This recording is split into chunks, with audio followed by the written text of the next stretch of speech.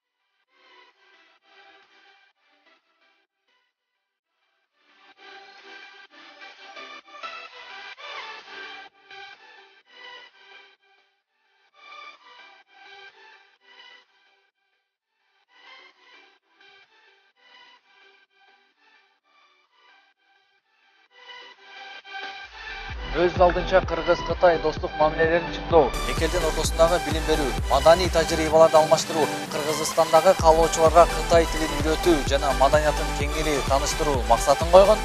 Дүйнөдөгү 600гө чукул Конфуций институттарынын ичинен дүйнө жүзү боюнча эң алдыңкы Конфуций институту аталган. 2016-жылдан тарта факультет макамын алган Кыргыз-Кытай факультетине болгон саякатыбызды баштадык.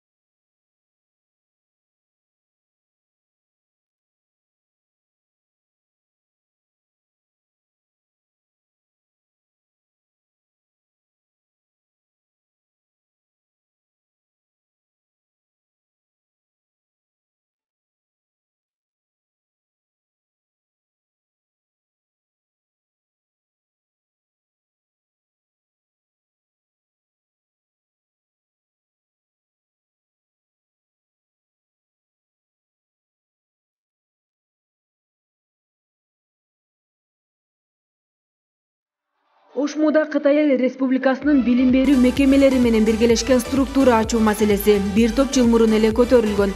Ал эми 2011-жылы профессор Каныбек Исаковдун Ошмуга ректор болуп келүүсү менен бул багытта активдүү сүйлөшүүлөр башталат. Мында Ошмуда ачыла турган Конфуций институту башка институттардан бир топ өзгөчөлүккө ээ болуп, заманбап шарттар менен камсыздалары да чечилген. Буга байланыштуу 2013-жылы Конфуций институтуна алгач 4 тайпа кабыл алынып, билим берүү ишмердүүлүгүн баштаган. 3 баскычтуу билим беребиз. Биринчи баскыч бул колледж. Колледжибизде ошол 9-11 класстын негизинде кабыл алабыз. Колледжибизде ошол котормо иш адистиги боюнча студенттерди кабыл алабыз. Ал эми экинчи баскыч бул бакалавр. Бакалаврда бизде 2 багыт боюнча билим беребиз. Биринчи багыт бул лингвистика. Лингвистикада биз котормочуларды даярдайбыз. Экинчи багытыбыз бул Кытай таануу. Бул Кытай таануу адистигинде ошол Кытайдын маданияты, тарыхы, экономикасы боюнча адистерди даярдайбыз. Ал эми үчүнчү баскыч бул магистратура.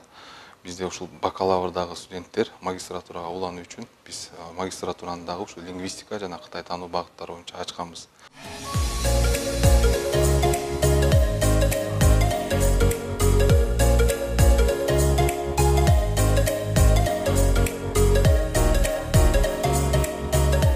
Сиздер билесиздерби, Кыргыз-Кытай факультетинин студенттери эмнеликтен Кытай тилин бат үйрөнөт. Мен да билбечимин, бирок бүгүн көрүп турам, аларда окутуу методдору өзгөчө. Ошондой эле лингафон каражаттары бар. Лингафон каражаты эмне деп турасызбы? Бул мына ушундай тилди бат үйрөтүүчү заманбап каражаттар.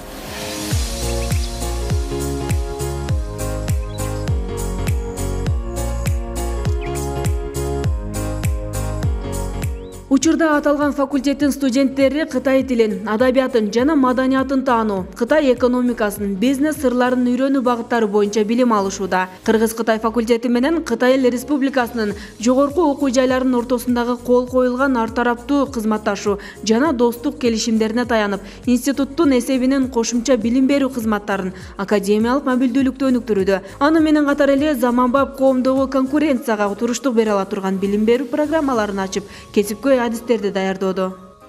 Азыркы учурда бизде 16 жергиликтүү окутуучулар, андан тышкары Кытай Эл Республикасынан Синьцзян педагогикалык университетинен 17 окутуучу волонтер келип, ушул жерде эмгектенип жатышат. Студенттерибиздин саны жыл сайын өсүп келип аткан. Белгиси динамикасы өтө жакшы. Кыргыз-Кытай факультетинин жалпы профессордук окутуучулук курамы өзүнүн усулдук жана педагогикалык квалификациясын жогорулатуу үчүн тынымсыз изилдөөнүн үстүндө иштешет. Андан сырткары Кыргыз Республикасынын аймагында ошондой эле чет өлкөлөрдө уюштурулган семинар тренингтерден жаңы технологияларды үйрөнүп келишет. Үйрөнгөн технологияларды, мисалы үчүн лекциялык сабакта сынчыл ойлом технологиялары, проблемдүү анализ, андан сырткары долбоорлоо усулдарын колдонсо, ал эми практикалык сабакта сынчыл ойлом технологиялары ошондой эле компетенттүүлүккө багытталган тапшырмаларды аткартуу менен биз окутуунун натыйжасын аракет кылып жатабыз жетүүгөчү.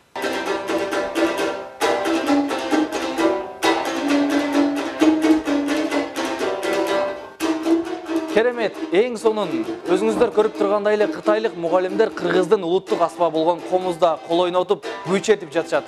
Мен дагы албетте кыргыз болгондон кийин өзүбүздүн улуттук комузубузду чертип үйрөнгүм келет. Эмнегедир айтор убакыттын тардыгынанбы эч эле үйрөнө албай келем. Булар жада калса Кытайдын улуттук аспаптарында да кыргыз күйлөрүн чертишип, кыргызча ырдап жатышат. Ал эле мейли манасты да айтып жатышат. Мен мисалы булардын талантын көрүп абдан таң калып жатам. Албетте сиздер да таң калып жатсаңыздар керек, анда эмесе чогуу көрөлү.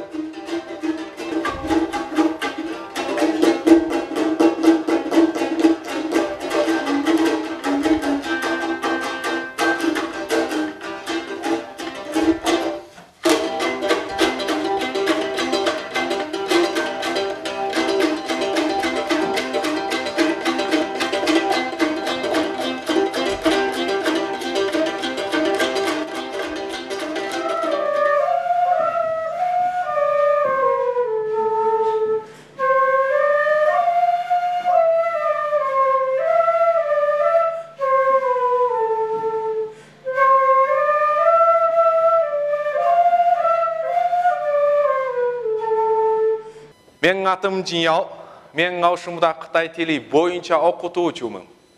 Бул жерге келип кыргыз тилин, маданиятында үйрөнүп жатам. Мен азыр силерге манас этип берейин. Эй, турганың алттай жер болуп, тутушканың бул жердай, маңжу калмак ай болуп, өсөр күн учак болуп, өрөр күн ойлонуп, арман кылат ошундо. Абакиңе жакып торгонуп, эй, беремеси тенир чарам жок. 5 түлүктөй мал жейдим, 5 жака булчак арам жок. Жабдык салып ат минип, жака салып тоңкейип, жанымда бургун караң жок. Туттунарга туяк жок, туганыңнан айрылган, журта менде чунак жок. Карманарга туяк жок, канатынан айрылган. Саламатсыздарбы, менин атым Аклай. Мен Конфуций институтунун муаллиммин. Мен Ош шаарында 6 жашадым. Маа Ош шаарын жадат. Мен азыр силерге манас айтып берейин.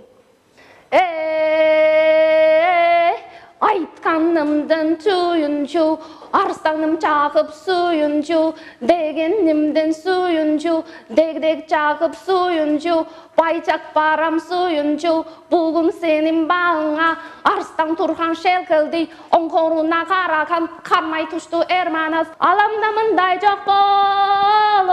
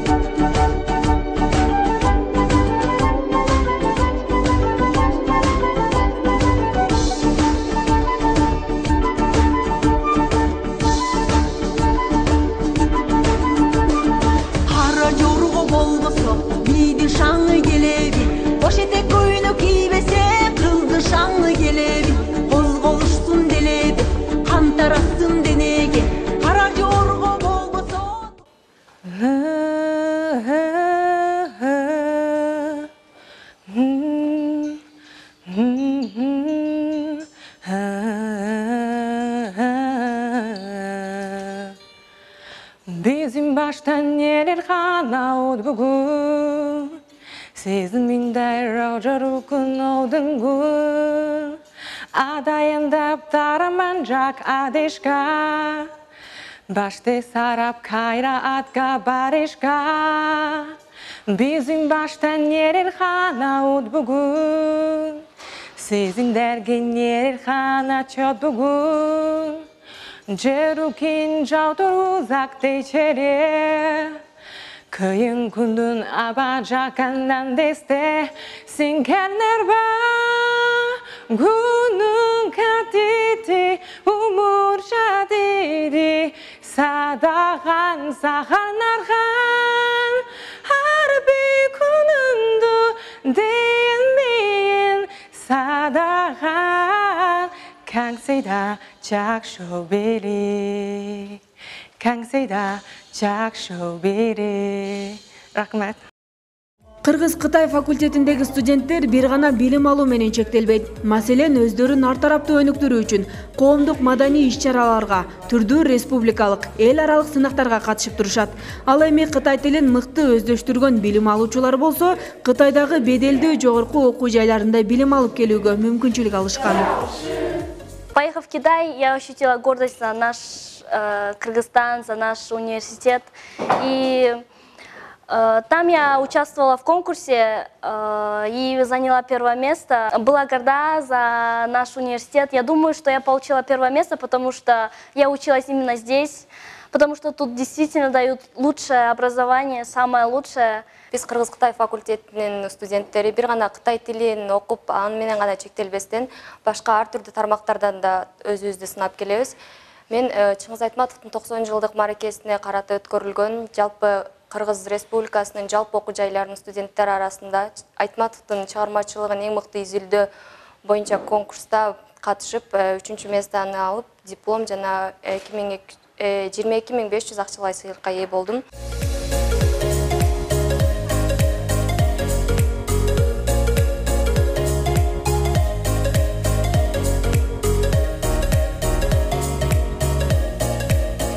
Аталган факультеттин дагы бир өзгөчөлүгү студенттер үчүн түрдүү ийримдердин иштегени. Албетте, мында билим алуучулар бош убактысын текке кетирбей, өздөрүнө пайдалуу нерселерди үйрөнүшөт.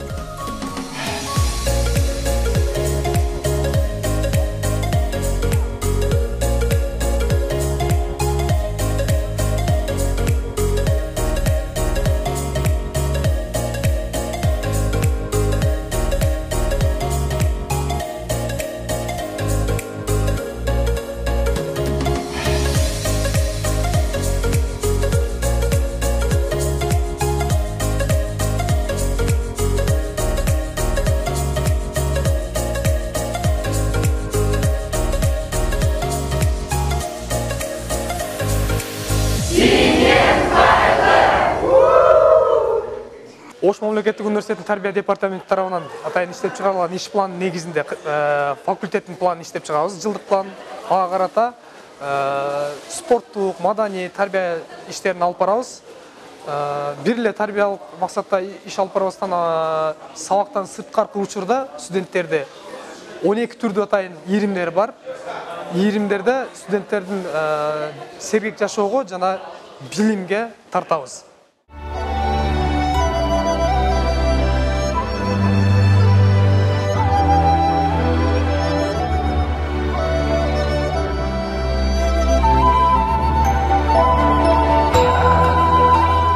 Кунг-фу Кытай маданиятынын бир бөлүгү, ошондой эле аскердик техника. Алгач жөнөкөй аял муну бий катарында үйрөнүп, жолдошуна үйрөнүп, бүгүнкү күндө таралып отуруп, заманбап спорт тармагы болуп калды.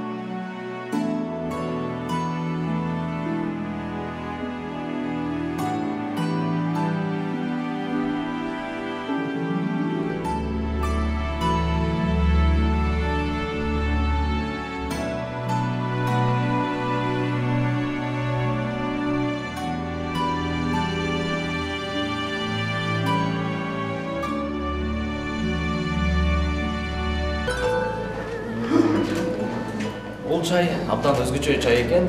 Негизинен бул чай жөнөкөй чайдай көрүнбөйт. Албетте өзүнүн бир кандайдыр бир даамдары бар экен. Абдан сонун албетте биздин үйдө ичип жүргөн чайыбызга караганда өзгөчө жактары абдан эле байкалат экен. Бул өзүңүздөр көрүп тургандай эле бул чайда даарылык касиеттери да бар экен. Өзгөчө касиеттерге бир башкача чай экен. Анан бул чайдын идиштерине чейин жазылсам, дагы ичип аткан пиялаларына чейин дагы абдан өзгөчө экен. Албетте сиздерди дагы бир ичип көрүүгө чакырып кетмекчибиз.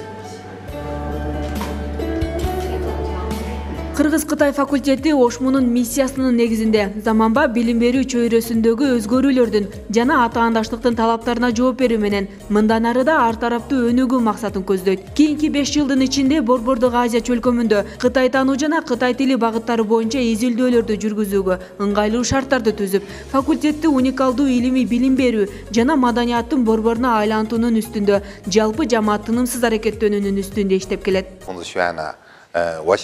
Азыр Кыргызстан түштүгүндө негизи эле буга чейинки басым бул тил үйрөтүүгө басым жасалып келсе, азыр болсо биз коомчулуктан байкап атабыз. Адистер керек, ошо тил бир эле учурда тил билген жана ошол эле учурда өзүнүн адистигин аябай жакшы билген адистер керек. Биздин планыбызда Кытай университеттери менен кызматташып адистиктерди окуталы деп пландап жатабыз. Мисалы үчүн экономист, Кытай тилин билген экономист, же болбосо Кытай тилин билген бир инженер.